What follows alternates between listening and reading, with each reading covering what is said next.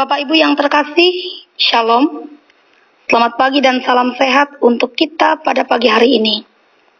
Sebelum kita mengawali berbagai aktivitas kita di sepanjang hari ini, saya akan mengajak kita bersama untuk merenungkan bagian firman Tuhan sesuai dengan nas almanak Gereja Kelimatan Evangelis yang terdapat dalam Injil Matius pasal yang ke-12 ayat 43 sampai 45 dengan judul perikop Kembalinya Roh Jahat. Sebelum membaca dan merenungkan bagian firman ini, mari kita berdoa. Tuhan adalah Bapa kami, mengawali hari baru yang Tuhan anugerahkan bagi kami. Sebentar kami akan merenungkan firman-Mu. Tolong kami dengan kuasa Roh Kudus-Mu, agar kami mampu mengerti dan memahami akan maksud dan kehendak-Mu. Dan biarlah firman-Mu dapat menjadi pelita bagi kaki kami dan terang bagi jalan kami. Dalam nama Yesus kami berdoa. Amin.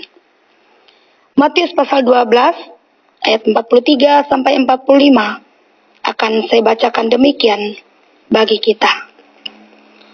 Apabila roh jahat keluar dari manusia, ia pun mengembara ke tempat-tempat yang tandus mencari perhentian. Tetapi ia tidak mendapatnya. Lalu ia berkata, "Aku akan kembali ke rumah yang telah kutinggalkan itu." Maka pergilah ia dan mendapati rumah itu kosong, bersih tersapu, dan rapi teratur. Lalu ia keluar dan mengajak 7 roh lain yang lebih jahat daripadanya. Dan mereka masuk dan berdiam di situ. Maka akhirnya keadaan orang itu lebih buruk daripada keadaannya semula. Demikian juga akan berlaku atas angkatan yang jahat ini. Amin untuk firman Tuhan. Bapak Ibu yang dikasihi dalam Tuhan kita Yesus Kristus, firman Tuhan untuk kita hari ini adalah perkataan Yesus dalam bentuk perumpamaan yang ia tujukan kepada orang Farisi dan ahli Taurat atau bangsa Yahudi secara umum. Walaupun dalam bentuk perumpamaan, namun cerita atau ilustrasi ini memiliki makna yang nyata tentang cara kerja roh jahat dalam mengganggu manusia. Roh jahat itu nyata, roh jahat itu ada, dan roh jahat itu sangatlah berbahaya. Dalam konteks ini, Yesus bermaksud memperingatkan mereka yang menolaknya sebagai Mesias, menentang pelayanannya, dan menolak untuk taat dan percaya kepadanya sebagai Tuhan dan Juru Selamat. Mereka hanya membanggakan kesalahan mereka dalam menjalankan hukum Taurat dan tradisi nenek moyang, agar mereka beroleh berkat keselamatan dari Allah menurut mereka. Satu roh jahat yang keluar dari manusia adalah gambaran perubahan dari mereka yang terlihat di luarnya saja, taat, saleh, dan rajin menjalankan ritual keagamaan mereka. Padahal hati mereka tidaklah demikian.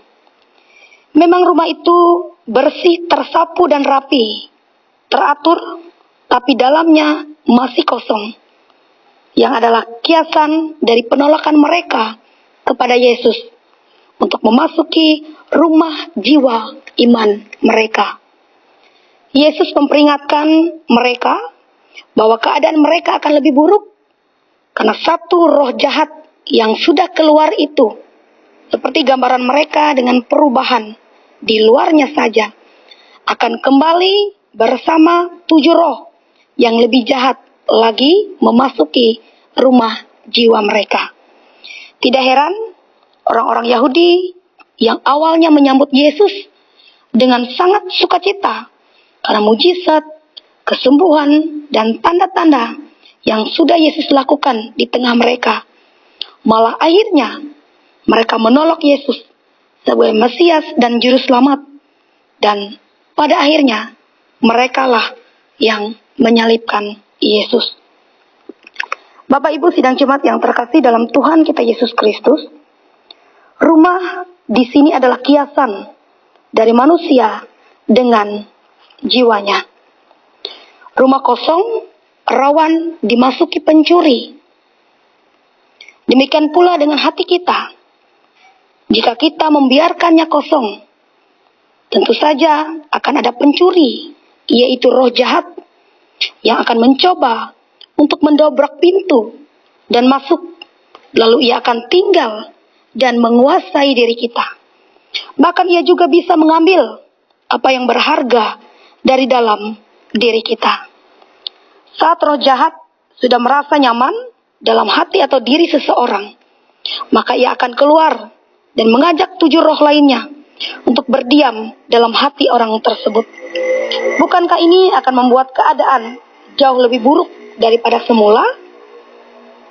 Maka jangan heran jika ada orang yang biasa baik bisa berubah menjadi jahat, yang biasa setia menjadi tidak setia, yang biasa penuh kasih dengan orang lain bisa berubah menjadi tidak peduli dan sebagainya. Bapak Ibu yang terkasih, kita sebagai orang percaya mengetahui kalau kehidupan kita telah ditebus oleh darah Yesus, segala kesalahan, dosa dan kejahatan kita telah dihapusnya. Hal ini seharusnya membuat kita semakin haus dan lapar akan kehadiran Yesus dalam kehidupan kita. Hati yang kosong ibarat sebuah rumah yang banyak diincar oleh pencuri. Mari kita katakan kepada Yesus untuk terus masuk mengisi hati kita dengan kehadirannya.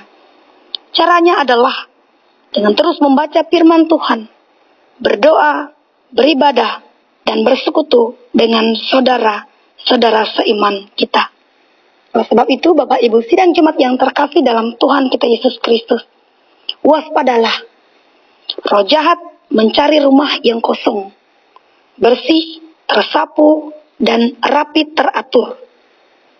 Isilah rumah jiwa kita dengan kehadiran Yesus Kristus. Amin. Mari kita berdoa. Tuhan, terima kasih untuk firman-Mu yang kami renungkan bersama pada pagi hari ini. Biarlah firman ini boleh menguatkan iman kami, lebih dalam kehidupan kami. Kami boleh senantiasa mengundang Engkau untuk selalu hadir, mengisi hati dan hidup kami, menjadi penolong, penuntun dalam kami menjalani kehidupan kami sebagai orang percaya. Terlebih Tuhan Yesus menjadi juru selamat yang dapat menyelamatkan kehidupan kami. Dan ketika Engkau hadir dalam hati dan hidup kami, tidak ada kesempatan untuk roh yang lain menguasai hati dan pikiran kami, untuk melakukan sesuatu yang tidak berkenan di hadapan Tuhan. Tuhan, sepanjang hari ini yang akan kami jalani, kami kembali menyerahkan seluruh keberadaan hidup kami senantiasa ke dalam tangan pengasihan Tuhan. Dalam aktivitas pekerjaan, rencana kami, hanya kami serahkan ke dalam tangan pengasihan Tuhan. Dan Tuhan yang memberkati, menyertai segala sesuatu yang kami jalani di sepanjang hari ini. Tuhan Allah Bapa kami, saat ini juga kami ingin membawa doa bagi sidang jemaat Tuhan yang ada di Tahujan Ontu. Dan Tuhan memberkati kehidupan sidang jemaat-Mu dalam tugas pekerjaan yang mereka lakukan dan kerjakan, dalam rumah tangga yang mereka bina, pun juga anak-anak dalam masa tumbuh kembang diberi pertumbuhan yang baik dan sehat, dalam pendidikan diberi kepintaran dan kecerdasan, sehingga kelak mereka dapat berhasil dalam meraih masa depan dan cita-cita mereka. Kami juga berdoa untuk tugas dan penata layanan yang ada di gereja Tahujan Ontu. Bila Tuhan yang memberkati pendeta, penatua dan diakon, guru sekolah minggu dapat dipakai oleh Tuhan untuk memberitakan kabar sukacita. Pun juga dalam tantangan dan pergumulan sidang jemaat-Mu, Tuhan yang menolong. Terlebih dalam mereka menghadapi pandemi COVID-19 ini. Ya, Tuhan yang memberi kekuatan dan kesehatan, bahkan juga perlindungan dan keselamatan, sehingga sidang jemaat-Mu dapat menjalani kehidupan mereka hari lepas hari dengan baik. Karena Tuhan ada untuk menyertai dan memberkati kehidupan mereka. Ini doa dan permohonan kami ya Tuhan, yang kami alaskan di dalam nama anak-Mu Yesus Kristus yang sudah mengajar kami bersama-sama berdoa demikian. Bapa kami yang di surga, dikuduskanlah nama-Mu. Datanglah kerajaan-Mu, jadilah kehendak-Mu di bumi seperti di surga. Berikanlah kami pada hari ini makanan kami yang secukupnya. Dan ampunilah kami akan kesalahan kami, seperti kami juga mengampuni orang bersalah kepada kami. Dan janganlah membawa kami ke dalam pencobaan, tetapi lepaskanlah kami daripada yang jahat. Karena Engkaulah yang mempunyai kerajaan dan kuasa dan kemuliaan sampai selama-lamanya. Untuk firman Tuhan. Tuhan memberkati engkau dan melindungi engkau. Tuhan menyinari engkau dengan wajah-Nya dan memberi engkau kasih karunia. Tuhan menghadapkan wajah-Nya kepadamu dan memberi engkau damai sejahtera.